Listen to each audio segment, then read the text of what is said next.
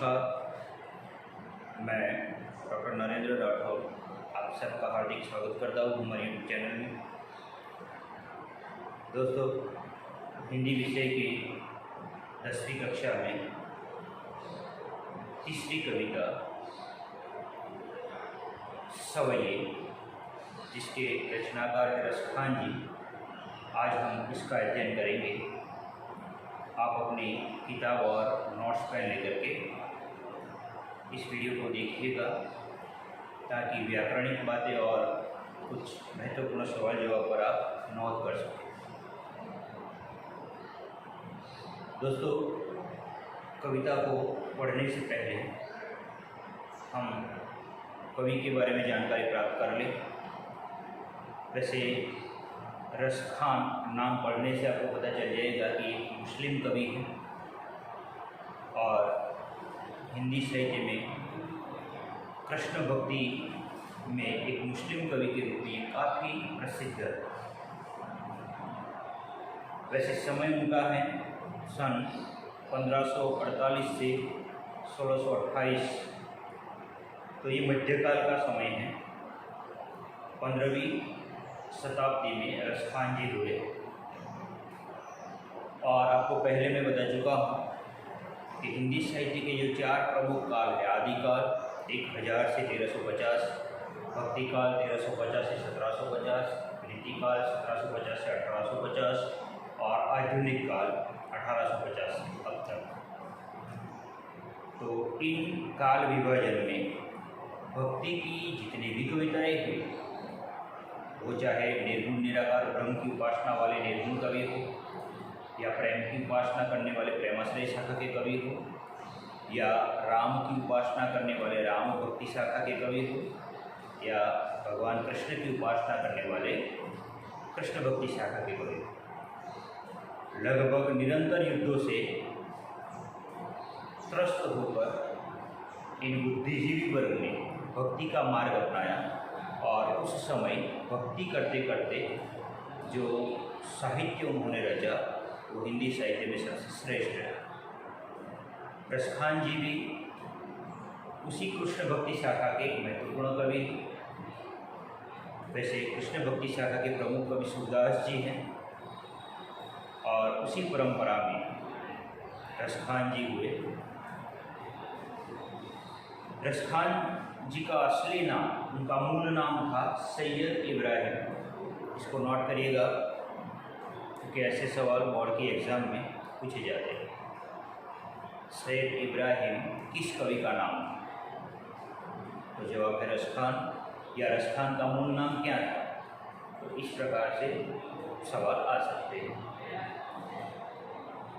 उनका जन्म दिल्ली के एक संपन्न परिवार में हुआ, संपन्न अच्छे धनवान परिवार में। गोस्वामी विट्ठलनाथ जी से दीक्षा ग्रहण कर ब्रज में रहकर उन्होंने कृष्ण भक्ति के पद लिखे। गोस्वामी विट्ठलनाथ जी कृष्ण भक्ति परंपरा के बहुत बड़े आचार्य थे।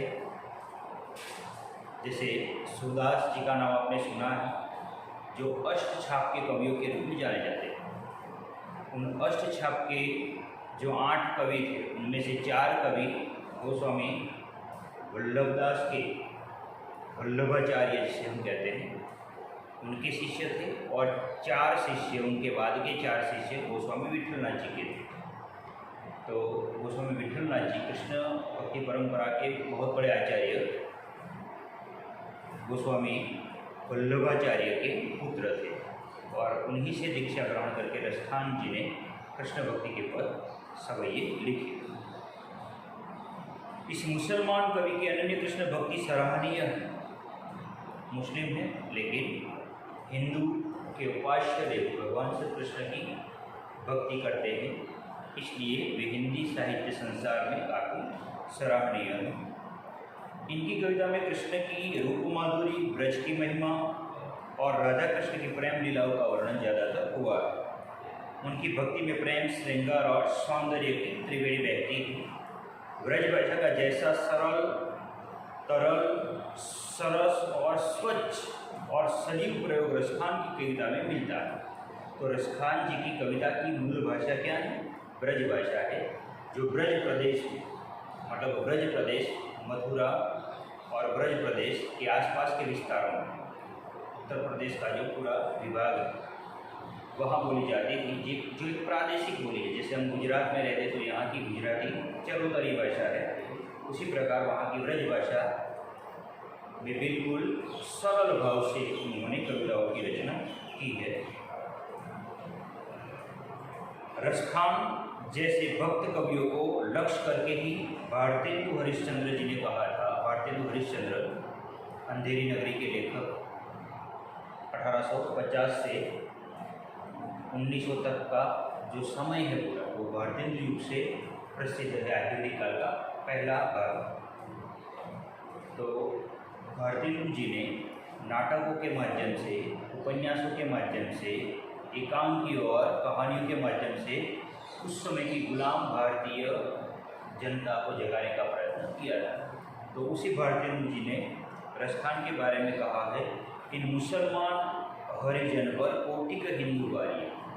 एक मुस्लिम हरि का जन, भगवान का इंसान है, भगवान का आदमी है, उस पर कोटि का हिंदू मतलब असंख्य हिंदू वारी, वारिये मतलब वारी जात, न्योछावर हो जाते हैं उनकी कृष्ण भक्ति देखकर। सुजान रसखान प्रेम वाटिका और रसखान रचनावली उनकी प्रसिद्ध कृतियों के नाम हैं, मतलब उनकी किताबों के नाम।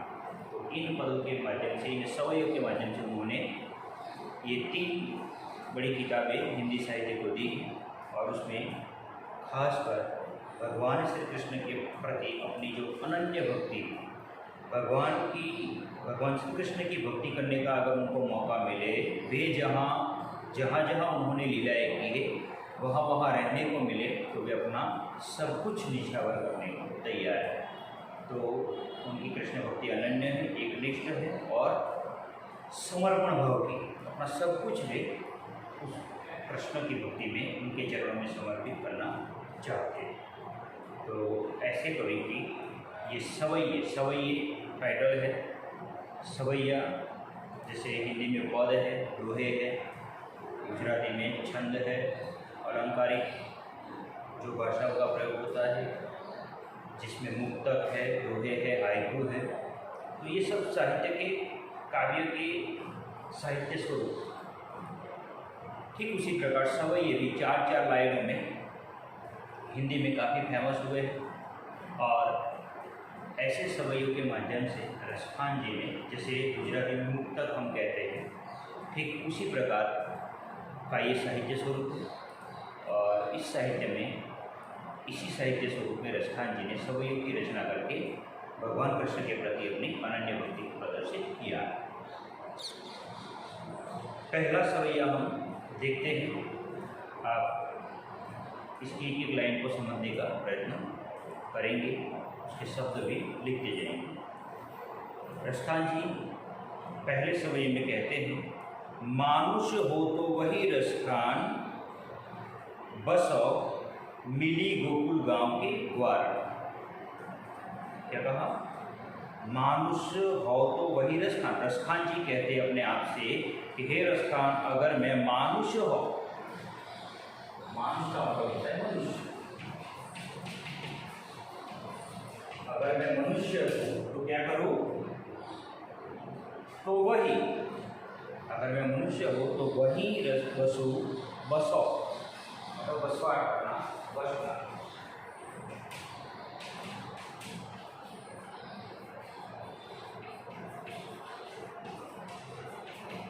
जिसे हम कहते हैं बसना, रहना। अगर मैं मनुष्य हूँ तो वहीं पर बसवाट करूँ, वहीं पर बसूँ, मेरी गोकुल गांव के द्वार। गोकुल गांव के द्वार, अगर मुझे मनुष्य की योनि में जन्म मिलता है तो मेरा बसवाट वही हो जहाँ मेरी गोकुल गांव के द्वार। बसो मिली मतलब मिलकर। कहाँ बसवाट हो? इनके बीच मिलकर।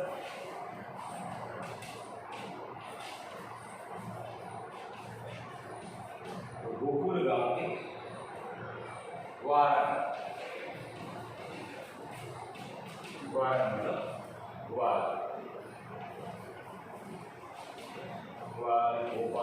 ये ब्रजभाषा का शब्द है द्वारण, या फिर ब्रज में या गोकुल में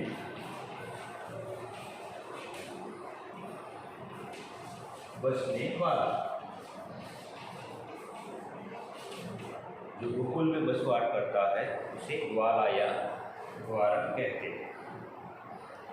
तो अगर मुझे मनुष्य की योनि में जन्म मिलता है तो मैं गोकुल गांव के गवारणों के बीच ग्वाला बनकर रहना चाहता हूँ।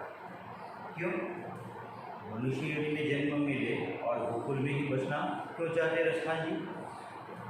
क्योंकि गोकुल के एक एक कण में, उसकी वनस्पति में, उसके पहाड़ों पत्थरों में, उनके प्रत्येक घर में, वन जंगल सब में भगवान की लीलाएं बिखरी पड़ी। भगवान के चरण उन सारी जगहों पर पड़े। इसलिए भगवान की निकटता प्राप्त करने के लिए मैं मनुष्य रूप में गोकुल में ही बसना चाहता हूँ। गोकुल के ग्वालों के बीच में ही रहकर बसना चाहता हूँ। तो पहली लाइन में मनुष्य के रूप में वह गोकुल में बसना चाहते क्यों? भगवान कृष्ण के नज़दीक रहने के लिए। दूसरी लाइन में जो पशु हो तो कहा बस में, और अगर सौभाग्य से या चाहे किसी भी कारणवश अगर मुझे पशु योनि में जन्म मिले, मुझे पशु की योनि में जन्म मिले तो क्या करूं? जो पशु हो तो, पशु मतलब पशु प्राणी जिसे कहते हैं, अगर इस योनि में मुझे जन्म मिले तो कहाँ बस में, तो मैं कहाँ बसूं? तो कहते हैं अगर ऐसा होता है, पशु की योनि में मेरा जन्म होता है तो चरौनित नंद की धेनु मंजा, तो मैं क्या करूँगा? चरौनित, चरो मतलब चरना, नित हमेशा हर रोज, हर रोज। कहाँ हर रोज चरूँ? अगर मैं पशु बनूँ तो नंद की धेनु मंजा। नंद कौन है आप जानते हैं? राजा नंद श्री कृष्ण के पालक पिता है, और उनकी धेनु, धेनु मतलब गाय,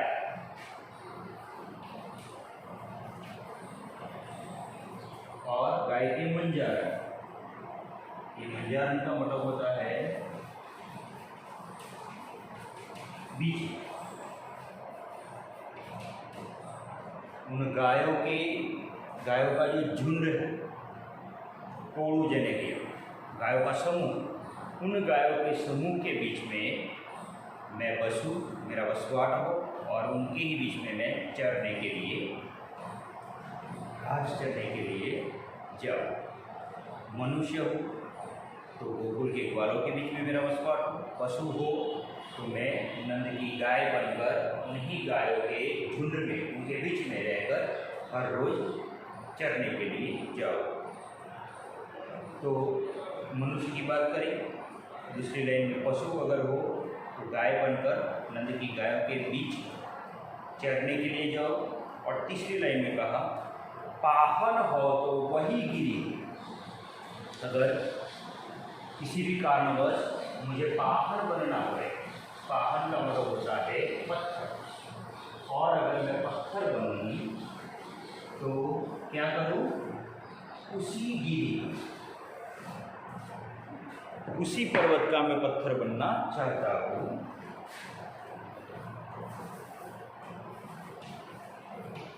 पावन हो, पत्थर हूँ, अगर मैं पत्थर हूँ तो वही गिरेगा, वही मतलब उसी, गिरी मतलब पर्वत, उसी पर्वत का मैं पत्थर बनूं जो धर्यो कर छत्र पुरंदर का, उसी पहाड़ का मैं पत्थर बनना चाहता हूँ जो मतलब जिसको धर्यो धारण किया।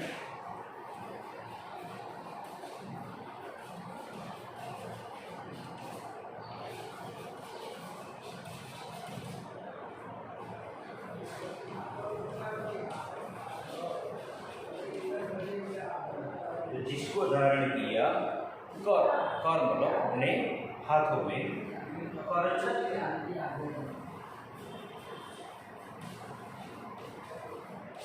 हाथ में या हाथ पर, छत्र छत्र के रूप में,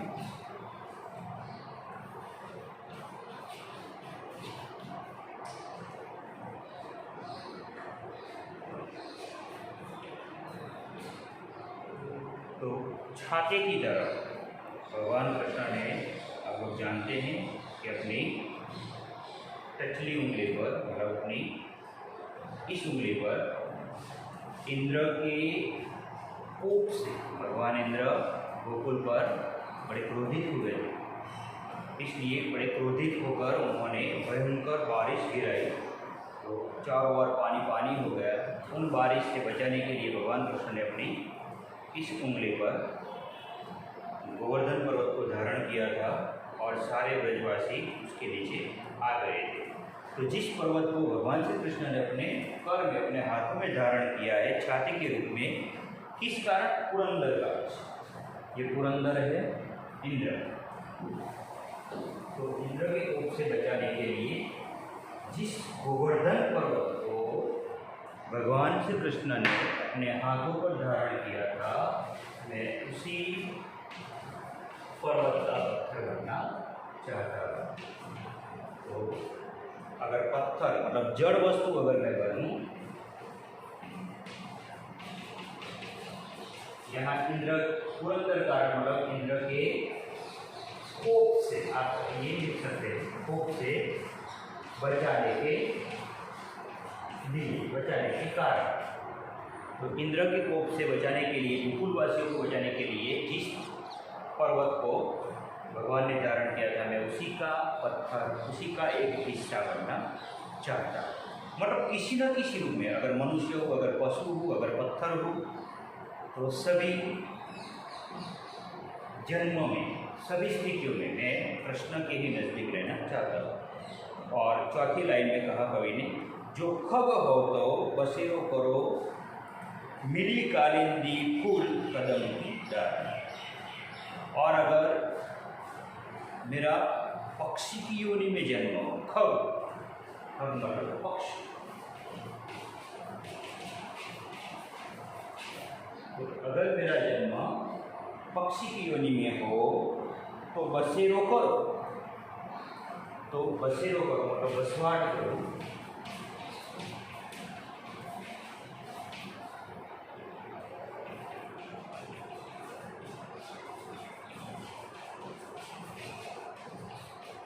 तो कहाँ पर मैं बसवाट करूँ? अगर मुझे पक्षी के रूप में जन्म मिले तो मिली कालिंदी कुल कदम की डाल। तो मिली कालिंदी कुल, कालिंदी का मतलब होता है यमुना की,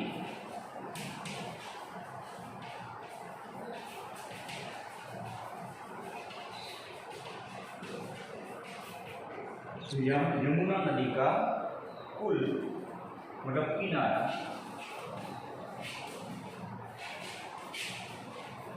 और यमुना नदी का आसपास का पूरा विस्तार जो पेड़ पौधों से छाया हुआ है, वन विस्तार है। तो यमुना नदी का पूरा कुल मतलब उसका जो परिवार है, उसका किनारा और उसके आसपास का तट विस्तार, उसमें पक्षी बनकर मैं कदम की धारण, कदम जिस पर भगवान कृष्ण बैठकर बांसुरी बजाते थे, उसी कदम की डाली पर मैं बैठकर पक्षी बनकर चहकूं, गीत गाऊं। तो इस प्रकार चाहे मैं मनुष्य हूँ तो गोकुल के ग्वालों के बीच में मेरा वसवाट हो, अगर मैं पशु की योनि में जन्म लूँ तो नंद की गायों के बीच में मेरा वसवाट हो, अगर मैं पत्थर बनूँ तो उसी पहाड़ का पत्थर बनूँ जिसको भगवान कृष्ण ने ब्रजवासियों को बचाने के लिए अपनी उंगली पर, अपने हाथ पर धारण किया था। और अगर मैं पक्षी की योनि में जन्म लूँ तो भी मैं यमुना नदी के आसपास का जो विस्तार है उसमें जो हरे भरे पेड़ पौधे हैं उसी में मिलकर कदम्ब की डाली पर मेरा बसवाट हो, मेरा निवास हो, जहाँ बैठकर मैं मधुर गीत गा सकूँ। तो इस प्रकार पहले सवैये में रसखान जी ने भगवान श्री कृष्ण की निकटता प्राप्त करने के लिए, चाहे मुझे जन्म जन्मांतर अनेक जन्मों में, चाहे किसी भी रूप में मेरा अवतरण हो, मनुष्य, पशु, पक्षी, पत्थर, मतलब जड़ और चेतन, चाहे किसी भी अवस्था में मुझे जन्म मिले, मैं किसी भी तरह से भगवान श्री कृष्ण के ही नज़दीक रहना चाहता हूँ। इसलिए वे बार बार कहते हैं कि मैं गोकुल में, मतलब ब्रज में और उसी के आसपास के क्षेत्र में जहाँ भगवान ने अपने पावन कदम रखे हैं, अपनी लीलाएँ की हैं, मैं वहीं पर ही रहना चाहता हूँ और भगवान की निकटता पाना चाहता हूँ। ओके, यहाँ कवि का परिचय और पहले सवैया का अर्थ पूरा होता है। आगे की बात, आगे के सवैया हम नेक्स्ट वीडियो में देखेंगे। धन्यवाद।